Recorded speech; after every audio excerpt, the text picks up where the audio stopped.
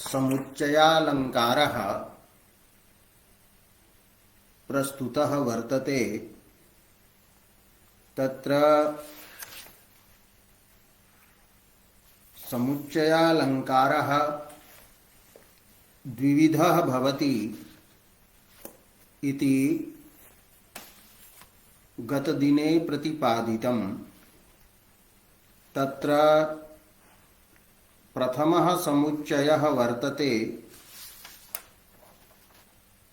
यत्र एकस्मिन् कस्यचित् कार्यस्य साधके सत्यपि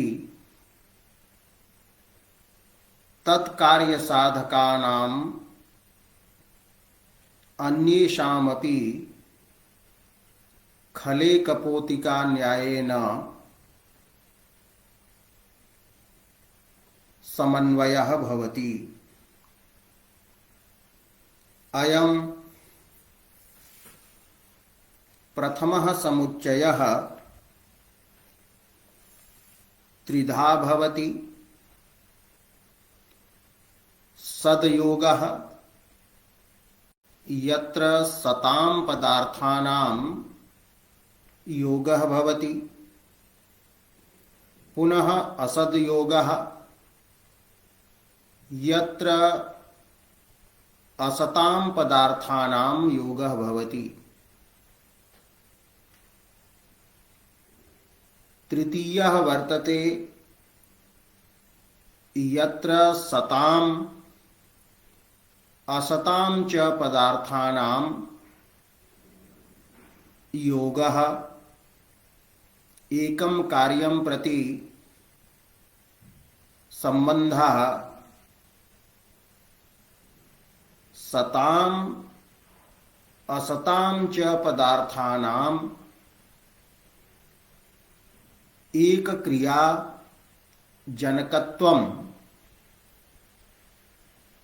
यत्र भवति तत्र तृतीयः समुच्चयः भवति।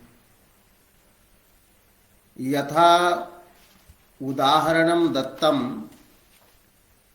शशी दिवस धूसरः इत्यादि। अत्र शशिरूपः यः पदार्थः शशिरूपः यः पदार्थः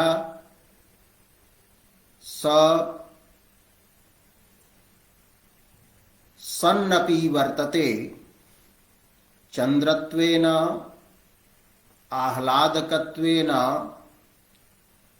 सन्नस्ति शोभनः अस्ति किंतु दिवसधूसरत्वेन असन्नपि वर्तते। एवं एकस्मिन्नेव पदार्थे यत्र धर्मद्वयकृतं शोभनत्वम् अपि भवति अशोभनत्वम् अपि भवति तत्र सदसदयोगरूपः समुच्चयः भवति इति गतदिने प्रतिपादितम्। प्रथमः समुच्चयः प्रतिपादितः। अत्र एकः विशेषः वक्तव्यः वर्तते। सदसदयोगरूपः यः समुच्चयः तत्र धर्मीभूतः पदार्थः एकः एव भवति किंतु तस्मिन् पदार्थे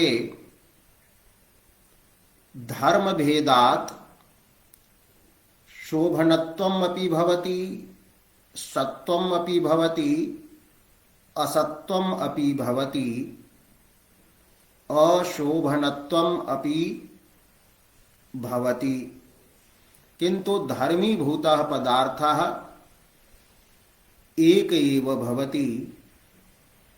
यथा प्रतिपादितम एव यत शशिपदवाच्ये चंद्ररूपे पदार्थे चंद्रत्वेन तत्समानाधिकरण करणाह्लादकत्वादि धर्मेण शोभनत्वं वर्तते। एवं च दिवसधूसरत्व धर्मेण अशोभनत्वं असत्वं वर्तते। एतादृशस्थले एव सदसद्योगरूपः समुच्चयः भवति। किन्तु केचन कथयन्ति यत् यत्र कश्चन धर्मी उपादेयः भवति कश्चन धर्मी च अनुपादेयः भवति, एवं यत्र सतः धर्मिणः असतः धर्मिणश्च एक कार्यजनने समन्वयः तत्रापि सदसद्योगरूपः समुच्चयः भवति। किन्तु अयं पक्षः निराकृतः वर्तते। तत्र सतः धर्मिणः असतः धर्मिणश्च यत्र उपादानं भवति तत्र समुच्चयः भवतु नाम, किन्तु समुच्चयस्य अलङ्कारता तत्र न भवति। अलङ्कारता तु स्वप्नेपि तत्र न वाच्या, अपितु तत्र सहचर भिन्नत्व नामकः दोषः भवति। यत्र सतां पदार्थानां असतां पदार्थानां च समुच्चयः उच्यते तत्र सहचर भिन्नत्व नामकः दोषः स्वीकृतः अस्ति। यथा सहचर भिन्नत्व दोषस्य उदाहरणं दत्तं वर्तते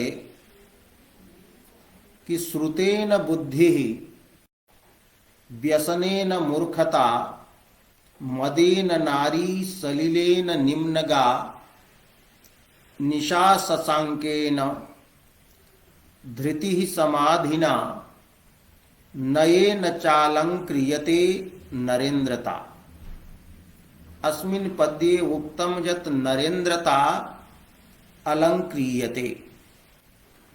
तत्र प्रारंभः कृतः बुद्धिः श्रुतेन अलंक्रियते, मूर्खता व्यसनेन अलंक्रियते, नारी मदेन अलंक्रियते, निम्नगा सलिलेन अलंक्रियते, नदी जलेन अलंक्रियते, निशा शशांकेन अलंक्रियते, धृतिः समाधिना अलंक्रियते, नरेन्द्रता नयेन अलंक्रियते। अत्र श्रुतस्य मूर्खतायाः मदस्य सलिलस्य शशांकस्य समाधेः नयस्य च अलंकरण क्रियायां योगः समुच्चयः वर्णितः अस्ति च शब्देन द्योत्यः अत्र अस्ति। तत्र श्रुतं यत् वर्तते, शशाङ्कः यः वर्तते, समाधिः यः वर्तते, यः नयः वर्तते, सः सत्पदार्थः अस्ति। किन्तु तेन सह व्यसनपदार्थस्य गणना एवं बुद्ध्यादयः पदार्थाः सत्पदार्थाः शोभनाः पदार्थाः सन्ति।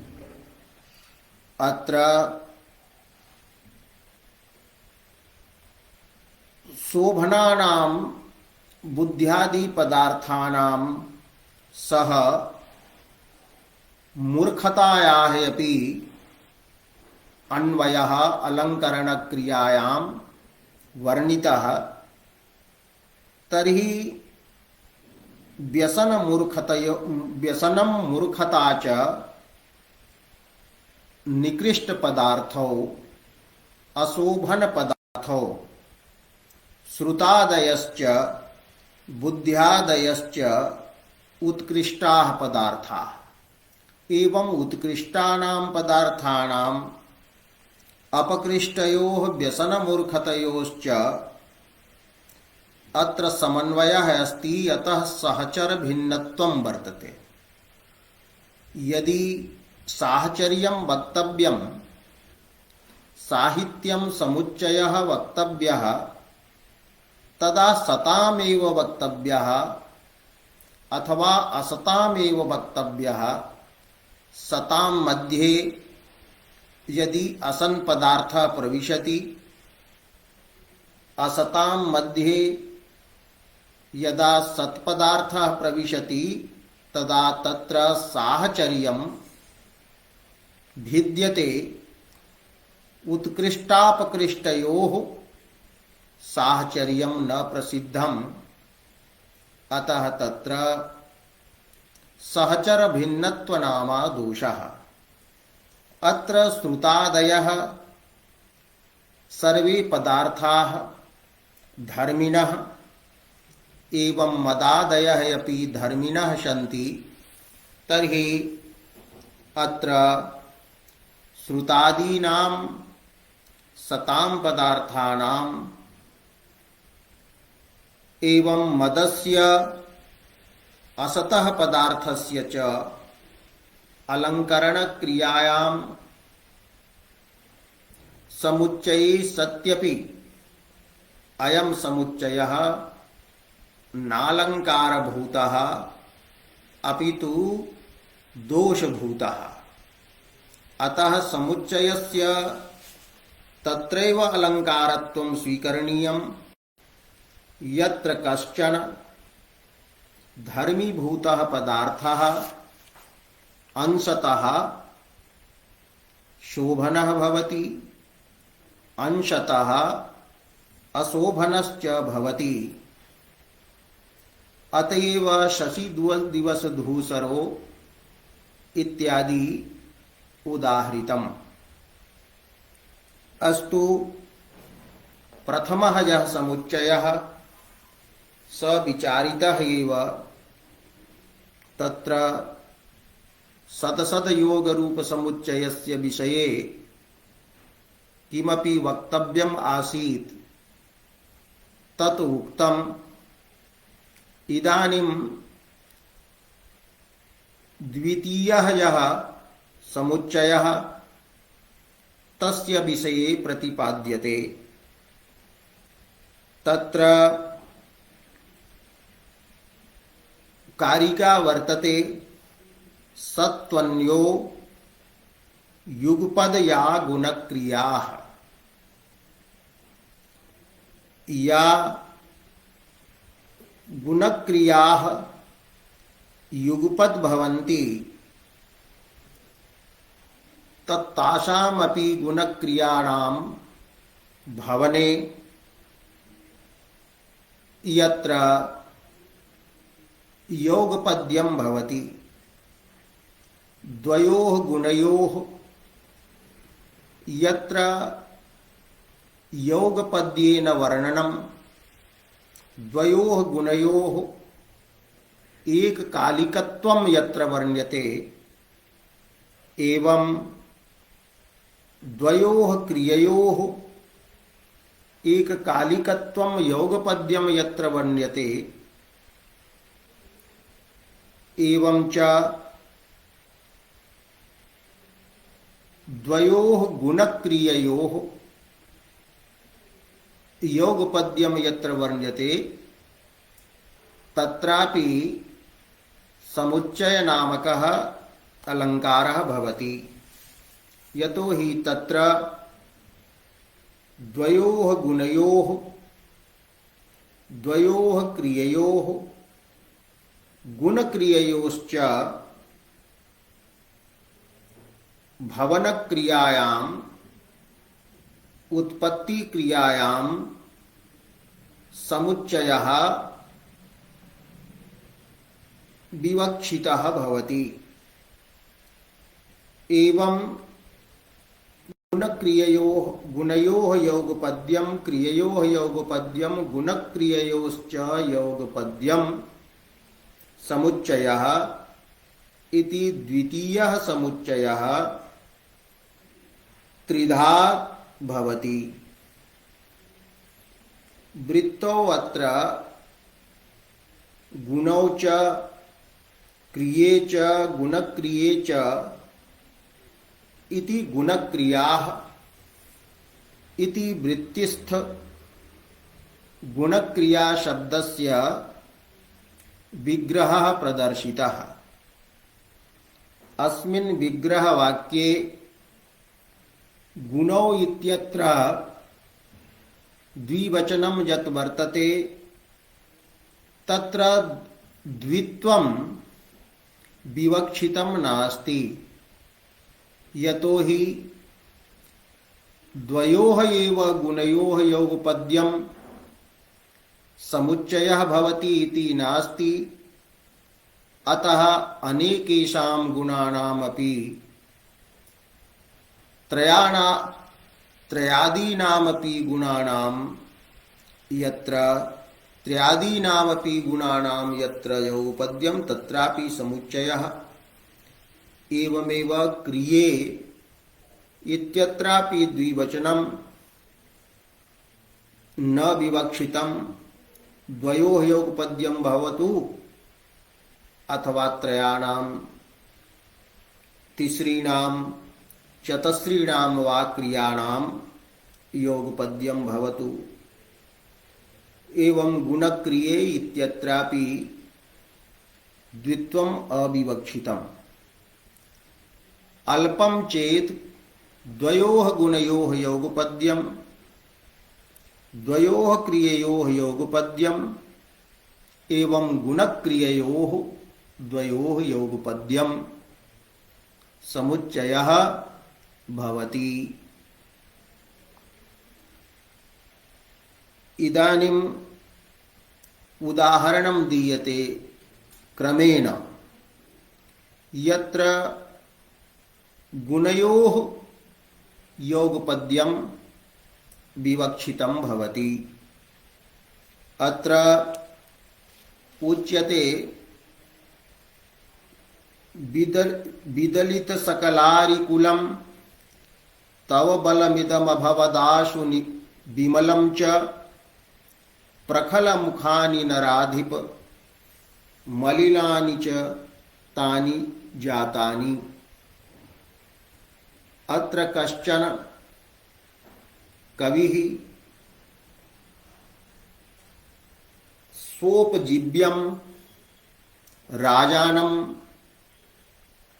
स्तौति। स कथयति हे नराधिप, हे नराणां मनुष्याणाम् अधिप राजन्,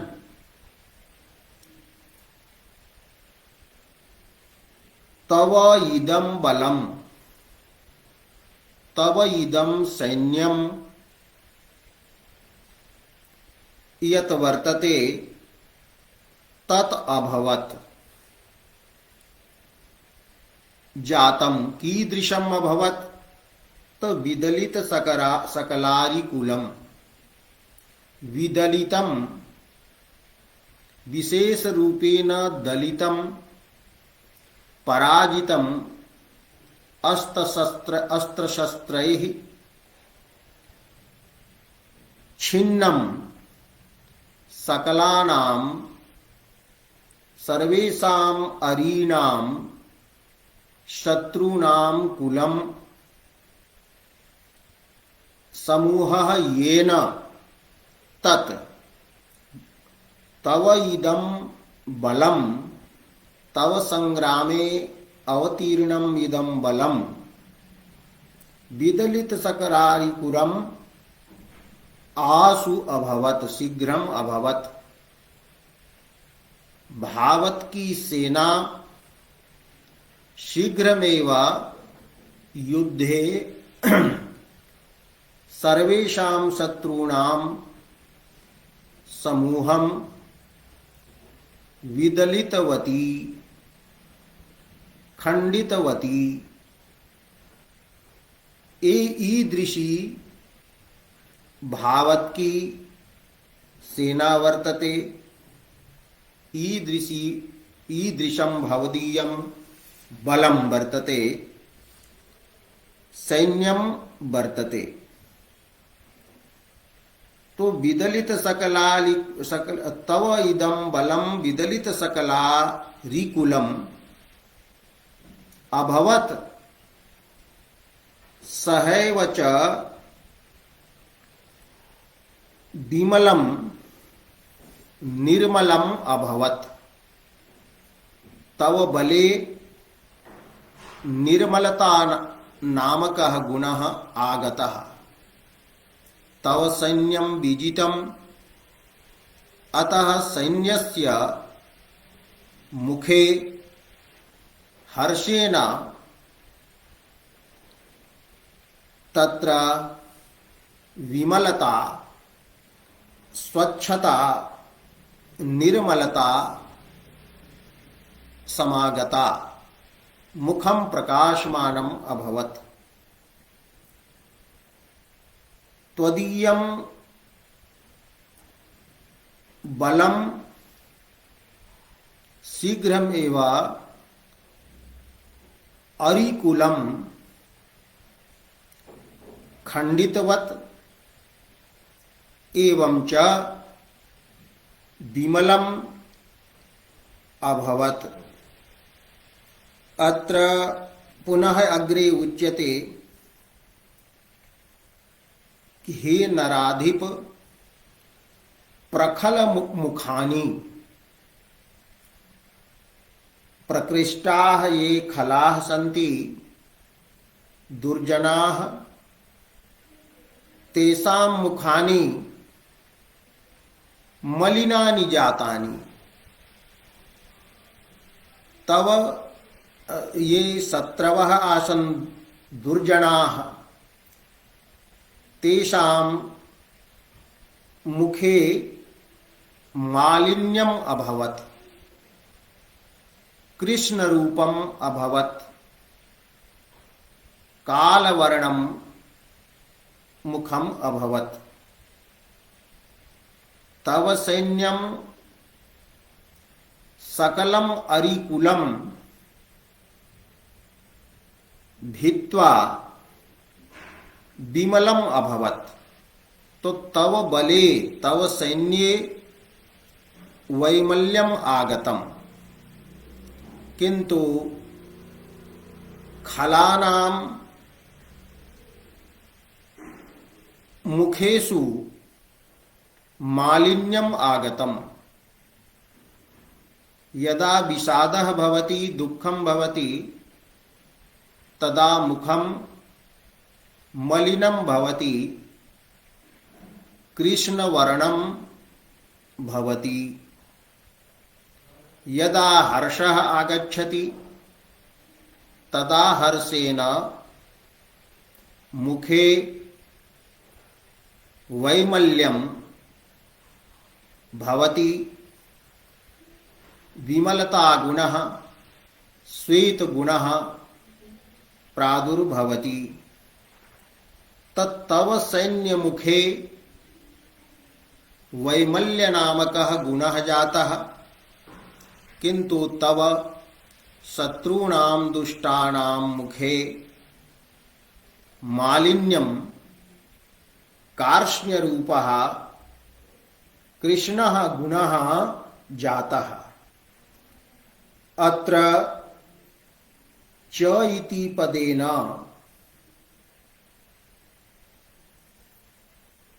वैमल्य गुणस्य उत्पत्तिः मालिन्य गुणस्य च उत्पत्तिः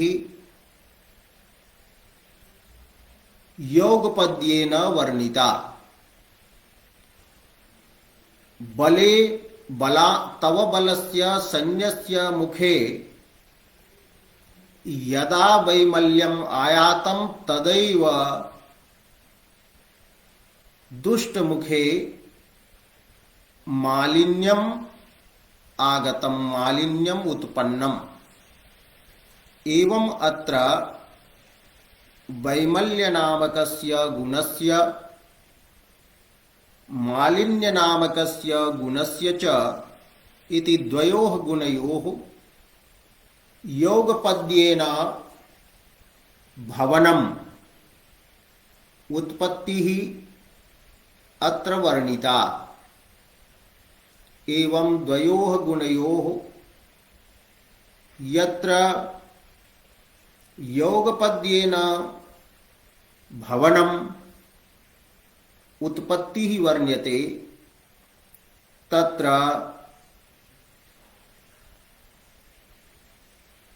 गुणयोगपद्यरूपः समुच्चयालङ्कारः भवति। अत्र चकारेण द्वयोः योगपद्यं द्योत्यते।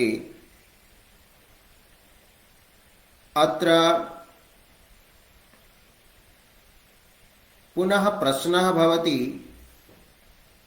यदि द्वयोः गुणयोः द्वयोः क्रिययोः वा गुणक्रिययोः वा योगपद्येन वर्णनं यदि समुच्चयः अलङ्कारः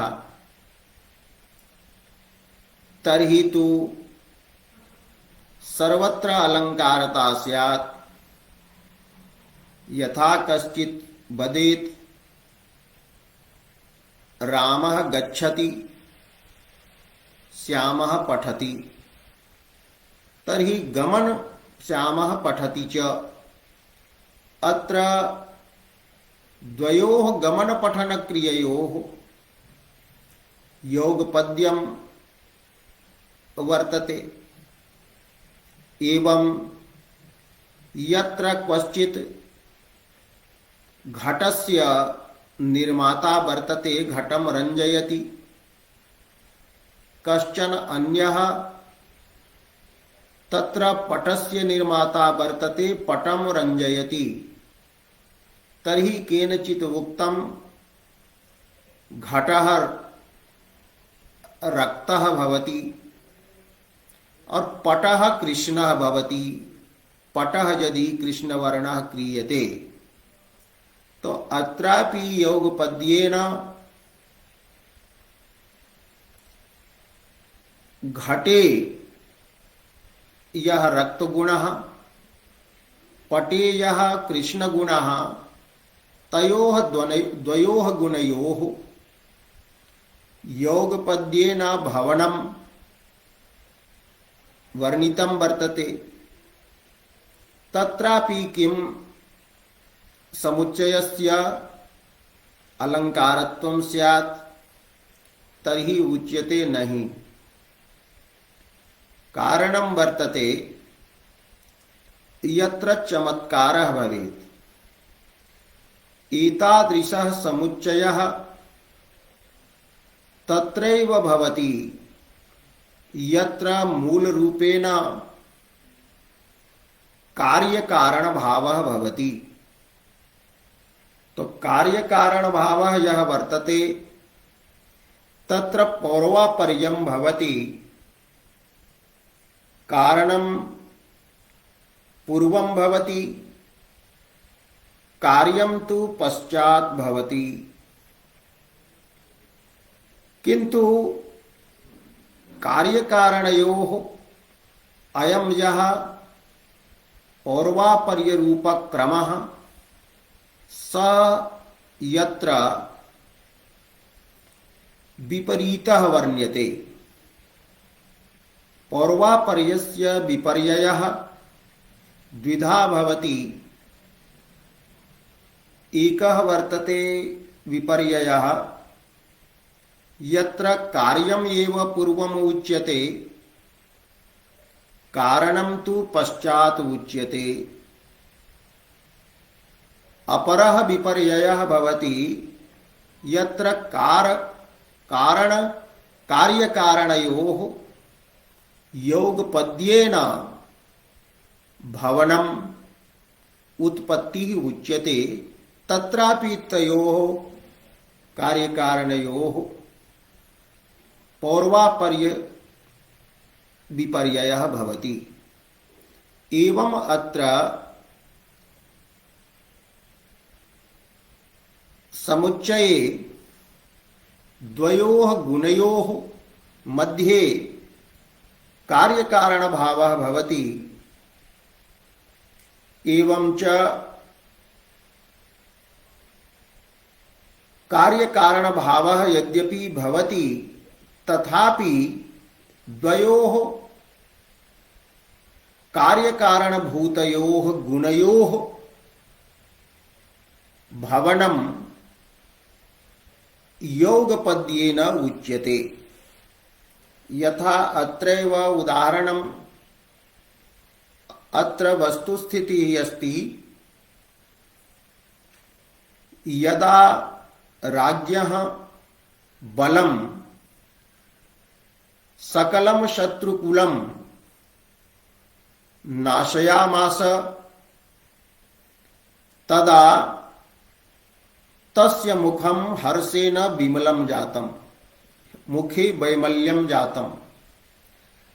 तद वैमल्यं यदा दुष्टाः शत्रवः पश्यन्ति तद्दर्शनेन विषादः जातः दुष्टेषु।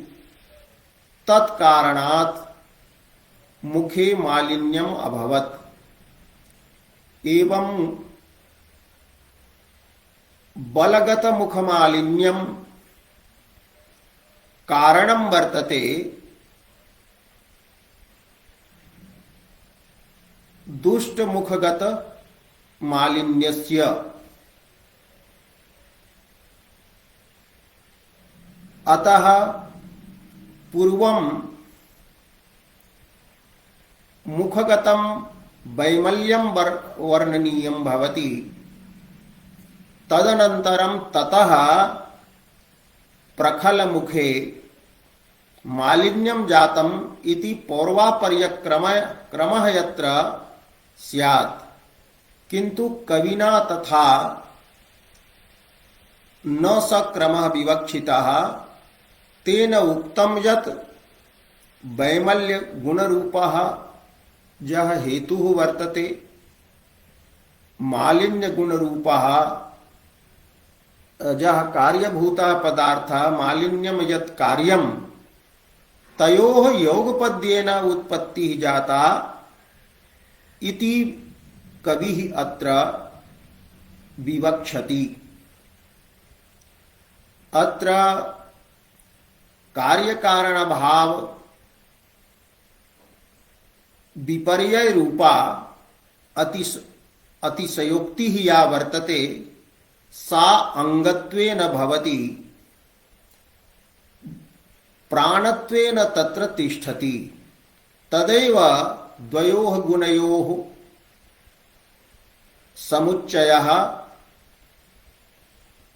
अलंकारतां प्राप्नोति। अलंकार शब्देन व्यपदेश्यः भवति। अत्र योगपद्यम् एव द्वयोः गुणयोः योगपद्यम् एव कवेः विवक्षायाः विषयः वर्तते तत्र अंगत्वेन अतिशयोक्तिः अपि भवति। अतः अत्र अतिशयोक्तिः एव अलङ्कारः इति वक्तुं न शक्यते। तया अतिशयोक्त्या उपस्कृतः समुच्चयः एव अत्र प्रधानभूतः। अस्तु, एवं अत्र वैमल्यगुणस्य मालिन्यगुणस्य च योगपद्येन भवनं प्रतिपादितम्। अतः गुणयोः योगपद्यरूपः समुच्चयः यत्र अस्ति। पुनः अग्रे क्रिययोः योगपद्यरूपः यः समुच्चयः तं समुच्चयम् उदाहरति। विक्रमोर्वशीय त्रोटकात् गृहीतः अयं श्लोकः वर्तते। अत्र नायकः यः पुरुरवाः स वदति अयमेकपदे तया वियोगः प्रियया चोपनतः सुदुःसहो मे नववारि धरोदयादहोभिः भवितव्यं च निरातपत्वरम्यैः। अत्र पुरुरवाः कथयति मामकीनं दुर्भाग्यं प्रबलं वर्तते यत् एकपदे इति पदम् अव्ययम् अकस्मात् इत्यस्य बोधकं वर्तते। तो तया प्रियतमया उर्वश्या मम अयम् अकस्मात् वियोगः यः वर्तते स उपनतः प्राप्तः। स कीदृशः वियोगः? सुदुःसहः, यः सोढुं न शक्यः, दुःखेन सोढुं शक्यः, असह्यः अयं यः प्रियया प्रियतमया तया उर्वश्या यः अकस्मात् उपगतः वियोगः स सुदुःसहः वर्तते। तो स सुदुःसहः प्रियया तया वियोगः अयं वियोगः एक पदे अकस्मात् जातः, अकस्मात् उत्पन्नः, अतर्कितः अयं वियोगः, पूर्वम् अविचारितः अयं वियोगः। तो वियोगः जातः, किंतु वियोगे मेघादयः ये सन्ति ते वियोगम् उद्दीपयन्ति। विरहानलं तैलवत् उद्दीपयन्ति। अतएव विरह काले भगवान रामः वदति वारिद तपत तेलजनु वरिषा मन्ये मेघः तप्तं तैलं निसिञ्चति। अत्र पुरुरवाः वदति कि यहो भवितव्यं जातम् उत्पन्नम् किम तो अहोभिः दिनैः भवितव्यं जातम माने दिनानि अपि जातानि कीदृशानि दिनानि कैः अहोभिः दिनैः भवितव्यं तो निरातपत्वर रम्यैः आतपात सूर्य संतापात आतपात सूर्य किरणात निष्क्रांताः अथवा निष्क्रांतानि निरातपानि तो निरातपानि आतपरहितानि आहानिशन्ति तर्हि निरातपानां भावः निरातपत्वम् अर्थात आतपा भावः तो निरातपत्वेन आतपा भावेन रम्यैः अति रमणीयैः अहोभिः भवितव्यं जातम् कि दिनानि आतपा भावेन रम्यानि जातानि कस्मात् तो नव वारि धरोदयात् नवाः ये वारि धराः मेघाः तेषां मेघानां उदयात् आतपरहितानि रम्यानि दिनानि जातानि तर्हि आतपरहितानि रम्यानि दिनानि एवं सुदुःसह यः वियोगः तस्य प्राप्तिः तो वियोगस्य उपनतिः या वर्तते अत्र वियोगोपगमनम् एवं आतपरहित रम्य दिनकर्तृकं भवनम् एवं द्वयोः क्रिययोः अत्र योगपद्यं वर्णितं वर्तते। यद्यपि क्रमः अस्ति पूर्वं वियोगः जातः तदनन्तरम् एव झटिति दिनानि रम्यानि जातानि मेघाः आकाशे समायाताः आतपः नष्टः तेन उद्दीपकानि दिनानि रमणीयानि दिनानि जातानि यदा वियोगः निष्पन्नः किंतु अत्र चकारेण वियोगोपनतेः वियोग प्राप्तेः माने वियोग प्राप्तिः वर्तते क्रिया वियोगकर्तृ क्रिया वर्तते वियोगकर्तृका उपनतिः क्रिया वियोगस्य आगमनम् एवं च दिनानां रम्यत्वभवनम् एतत् क्रियाद्वयं वर्तते तयोः च शब्देन योगपद्यम् अत्र विवक्षितं वर्तते द्वयोः क्रिययोः अतः क्रियायोगपद्यरूपः अयं समुच्चयालङ्कारः वर्तते। अस्मिन् पद्ये अनेके दोषाः अपि काव्यदोषाः सन्ति।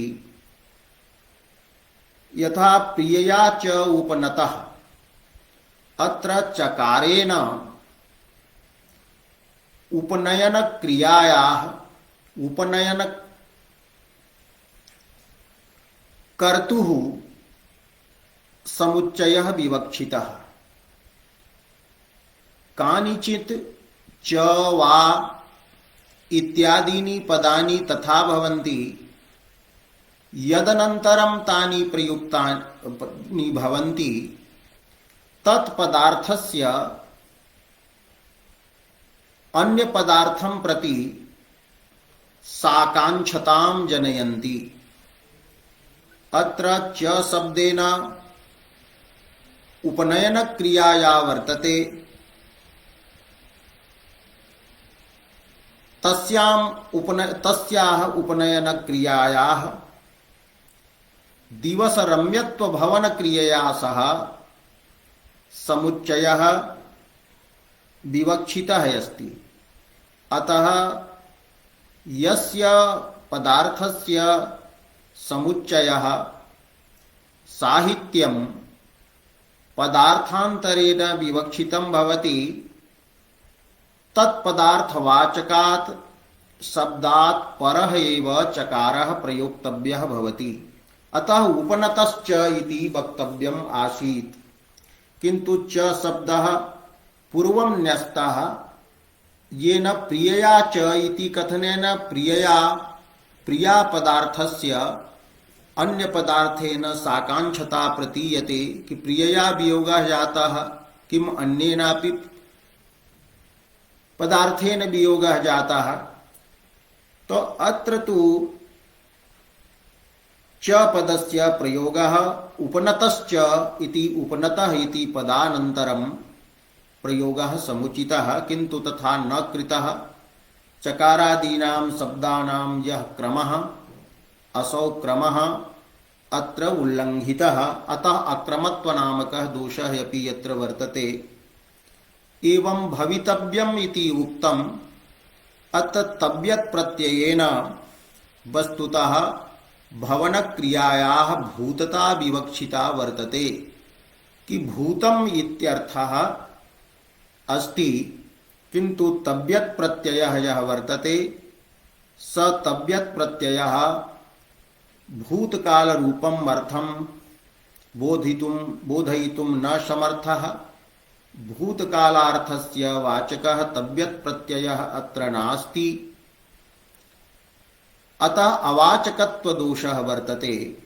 यस्यार्थस्य वाचकः शब्दः न भवति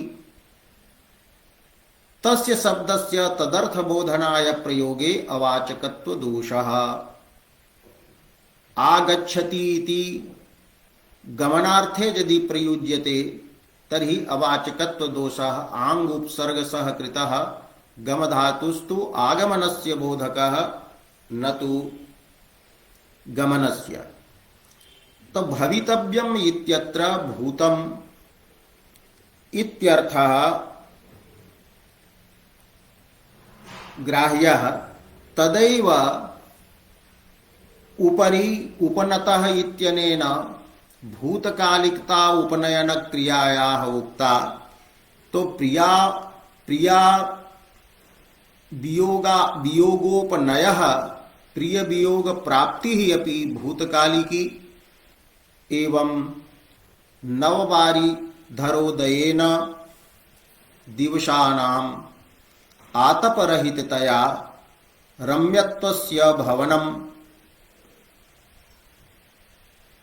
भूतकालिकम् एव अत्र विवक्षितम्।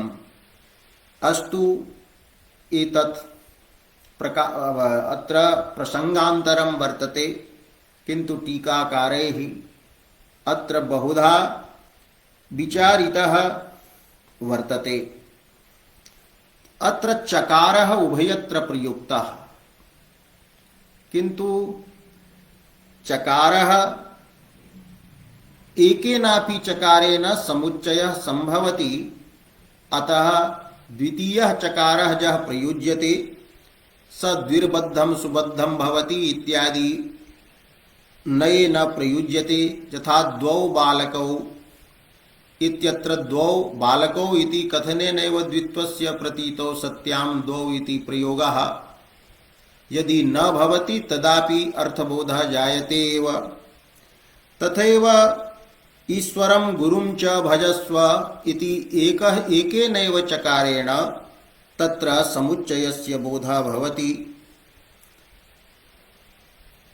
किन्तु चकारद्वय प्रयोगेपि काचन क्षतिः नास्ति। एवं चकारः यत् पदानन्तरं प्रयुक्तः भवति तत्पदार्थः पदार्थान्तरेण साकांक्षः भवति, अन्यः किं वर्तते। अत्र चकारः समुच्चय बोधकः, समुच्चयो नाम भवति परस्पर निरपेक्षस्य अनेकस्य पदार्थस्य एकस्मिन् धर्मे एक धर्मावच्छिन्ने एकस्मिन् धर्मिणि अन्वयः अस्तु। अत्र उपनति क्रियायाः भवन क्रियायाश्च योगपद्यं विवक्षितम्। अत्रापि पूर्ववत् कार्यकारण भावः तस्य समानकालिकत्वेन वर्णनात् विपर्ययः अपि वर्तते कार्यकारण भावस्य। अतः अतिशयोक्तिः अनुप्राणिका वर्तते। अग्रे तृतीयः यः समुच्चयः वर्तते कि गुणस्य क्रियायाश्च यत्र योगपद्यं भवति कलुषं च तवाहितेषु अकस्मात् सितपङ्केरुहसोदरश्रीचक्षुः पतितं च महीपतीन्द्र तेषां वपुषि प्रस्फुटमापदां कटाक्षैः। अत्र कश्चन कविः स्वाश्रय धातुः राज्ञः पराक्रमं वर्णयति कि हे राजन् तव चक्षुः तव नेत्रम् अहितेषु शत्रुषु अकस्मात् अभवत्। कीदृशम् अभवत्? तो सितपङ्केरुह सोदरश्री यत् चक्षुः सितपङ्केरुह सितं यत् वर्तते श्वेतं यत् वर्तते पङ्केरुहं कमलं तस्य सोदरा वर्तते श्रीः शोभाजस्य। अर्थात श्वेत कमल वत शुभ्रम तव चक्षुः अस्ति। भवान् पुंडरीकाक्षः श्वेत कमलाक्षः, किंतु इदं चक्षुः यदा तव चक्षुः अहितेषु शत्रुषु पतति तदा चक्षुः कलुषं भवति, अर्थात रक्तवर्णं भवति। तव चक्षुषि रक्तवर्णस्य उदयः भवति शत्रुषु। शत्रवः यदि दृश्यन्ते तदा क्रोधोदयः भवति, तेन तव चक्षुः रक्तं भवति। तो तव शुभ्रं चक्षुः अहितेषु कलुषं जातं रक्तवर्णं जातं। किंच पतितं च महीपतीन्द्र, हे महीपतीनाम इंद्र, तस्मिन्नेव काले तेषां वपुषि तेषां शत्रूणां शरीरे आपदां कटाक्षैः पतितम्, अर्थात आपदः याः सन्ति विपत्तयः याः सन्ति तेषां तासां कुटिलाः ये कटाक्षाः ते कटाक्षाः तेषु पतिताः, अर्थात विपदः समागताः। विपत्तीनां कटाक्षैः तेषां वपुषि प्रस्फुटं स्पष्ट रूपेण पतितम्। भावः भवति यदा तव चक्षुः शत्रुषु रक्तं भवति तदैव आपदः शत्रुषु पतन्ति। एवं आपदानाम् आपतनं क्रिया वर्तते। चक्षुषि रक्तवर्णोदयः, तो रक्तवर्णः यः वर्तते स गुणविशेषः। रूपे रूप गुणे रक्तम् अपि रूपं भवति। तो चक्षुषि रक्त गुणः एवं च आपदाम आपतनम एतयोः गुणक्रिययोः चक्षुषी रक्तरूप गुणस्य शत्रूणां शरीरेषु विपत्ति पतनस्य च क्रियायाः अत्र योगपद्यं वर्णितम्। चकारद्वयेन त्वयोः योगपद्येन उद्भवः अत्र द्योतितः भवति। एवं अत्र रक्तवर्णरूपस्य गुणस्य विपदापतनरूपायाः क्रियायाश्च योगपद्यम् अस्ति, तद्रूपः समुच्चयः वर्तते। अत्रापि कार्यकारणभावः अस्ति, अतः पूर्वत्वं चक्षुषी जाते रागे वर्तते। चक्षुरागे पूर्वत्वं वर्तते। यदा राजा कुपितः तदा चक्षुषी रक्तवर्णः जातः, तदनन्तरं शत्रवः हताः राज्ञां। तो आपत्तीनां पतनं तु पश्चात् अस्ति वस्तुतः, किन्तु कार्यकारणयोः रक्तवर्ण रूपः यः गुणः तद्रूपस्य कारणस्य आपदापतन रूपक्रिया रूपा क्रियाया वर्तते, तद्रूपस्य कार्यस्य च अत्र पौर्वापर्य रूपः यः वर्तते क्रमः स अत्र समानकालत्वेन उक्त्या विपर्यस्तः विपरीतः कृतः। चक्षुरूप कारणस्य चक्षुरागरूप कारणस्य एवं च विपदापतन रूपस्य कार्यस्य योगपद्यं यत्र प्रतिपादितं कार्यकारण भाव रूपः यः क्रम कार्यकारण भावः यः वर्तते तत्र वर्तमानः यः पौर्वापर्य रूपः क्रमः सोत्र परिवर्तितः विपर्यस्तः। एवं द्वितीयः समुच्चयः एतादृशः वर्तते।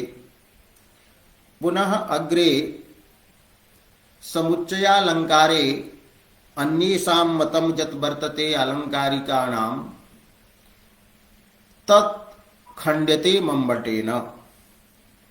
तत्र रुद्रटः कथयति कि वैयधिकरण्ये एव गुणयोः गुणक्रिययोः क्रिययोः वा यदा वैयधिकरण्यं भवति तदैव समुच्चयालंकारः भवति इति रुद्रटः वदति। केचित् वदन्ति यत् नहीं, द्वयोः गुणक्रिययोः गुणयोः क्रिययोः वा समानाधिकरण्यं यत्र भवति तत्रैव समुच्चयः भवति। तर्हि एतादृशं यत् मतद्वयं वर्तते तस्य निराकरणं क्रियते मम्मटेन। वैयधिकरण्यं नाम कश्चित् गुणः अन्यस्मिन् पदार्थे भवति। कारणभूतः यः गुणः अथवा क्रिया अन्यस्मिन् पदार्थे भवति और तत्कार्यभूतः गुणः क्रिया वा अन्यस्मिन् पदार्थे यदा भवति तदैव समुच्चयः भवति इति रुद्रटः वदति। केचन वदन्ति नहीं नहीं, एकस्मिन्नेव पदार्थे यदा कारणभूतः पदार्थः कार्यभूतः पदार्थः गुणक्रियारूपः यदा वर्ण्यते तदैव समुच्चयः भवति। एतन्मतं खण्डयति स कथयति नहीं, धुनोसि चासिम तनुते च कीर्तिम। अत्र वर्णितम वर्तते कश्चित् राजा असिम स्वखड्गम धुनोति, स्वखड्गम भ्रामयति अर्थात संग्रामे चालयति, पुनश्च कीर्तिम तनुते स्वकीर्तिम यशः विस्तारयति।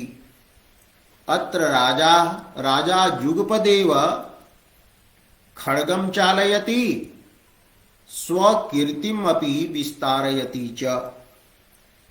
एवं राजरूपे एकस्मिन् अधिकरणे क्रियाद्वयम् उक्तम्। असिचालनम कीर्ति विस्तारश्च। एते द्वे क्रिये एकस्मिन्नेव अधिकरणे स्तः। अतः यदि उच्यते वैयधिकरण्ये एव समुच्चय भवति तदा अत्रापि समुच्चय लक्षणस्य अव्याप्ति स्यात्, अत्र समुच्चयस्य संग्रह न स्यात्। यतो हि अत्र द्वयोः क्रिययोः असिचालन कीर्ति संतनन रूपयोः क्रिययोः अत्र योगपद्यम् एकस्मिन्नेव राजरूपे अधिकरणे वर्णितं वर्तते। अतः इदं न मंतव्यं यत् वैयधिकरण्ये एव समुच्चयः भवति। एवमेव कृपाणपाणिश्च भवान् रणक्षितौ ससाधुवादाश्च सुराः सुरालये। अत्र कश्चन वदति, हे राजन्, भवान् रणक्षितौ रणभूमौ संग्राम भूमौ कृपाण पाणिः भवसि। एवं च सुरालये स्वर्गे सुराः ये सन्ति देवाः ते साधुवादान् कुर्वन्ति, ते साधुवादं कुर्वन्ति, साधु साधु वाह वाह इति कृत्वा त्वदीयां वीरतां ते वर्णयन्ति। अत्र राज्ञः कृपाणपाणेः राज्ञः रणभूमौ भवनम् अथवा गमनं क्रिया वर्तते। सा क्रिया भवन रूपा या गमन रूपा क्रिया कृपाणपाणि राजरूपे अधिकरणे अस्ति, राजरूपे पदार्थे अस्ति। किंतु साधुवाद रूपा या क्रिया वर्तते सा तु सुरालये सुरनिष्ठा वर्तते, सुरगता वर्तते। एवं अत्र रणभूमौ कृपाणपाणेः राज्ञः भवन रूपायाः क्रियायाः एवं सुरालये सुरेषु साधुवाद रूपायाः क्रियायाश्च वैयधिकरण्यं वर्तते। अतः यदि उच्यते सामानाधिकरण्ये एव अयं द्वितीयः समुच्चयः भवति तदा अत्र अव्याप्ति भवति। अत्र तु वैयधिकरण्यं वर्तते। एवं यदा उच्यते वैयधिकरण्ये एव भवति तर्हि धुनोसि चासिं तनुते च कीर्तिम् इत्यत्र अव्याप्ति भवति। अतएव मम्मटेन उच्यते तो धुनोसि चासिं तनुते च कीर्तिम् इत्यादेः कृपाणपाणिश्च भवान् रणक्षितौ ससाधुवादाश्च सुरा सुरालये इत्यादेश्च दर्शनात् व्यधिकरणे इति एकस्मिन् देशे इति च न वाच्यम्। अत्र धुनोसि चासिं तनुते च इत्यत्रापि कार्यकारण भावः वर्तते एव। असिचालनं कारणं वर्तते, तेन शत्रवः व्यापाद्यन्ते तदेव कीर्तिः भवति। एवमेव कृपाणपाणे राज्ञः आगमनं वर्तते कारणं, तदैव तु साधुवादः च भवति सुरालये सुरेषु तत्कार्य स कार्यभूता भवति किंतु चकारेण द्वयोः यौ पद्यं विवक्षितम् एवं अत्र द्वितीये समुच्चये सर्वत्र कार्यकारण भाव पौर्वापर्य विपर्य रूपा या वर्तते अतिशयोक्ति सा अतिशयोक्ति अनुप्राणिका भवति एवं द्विविध समुच्चयः मम्मटेन विचारितः।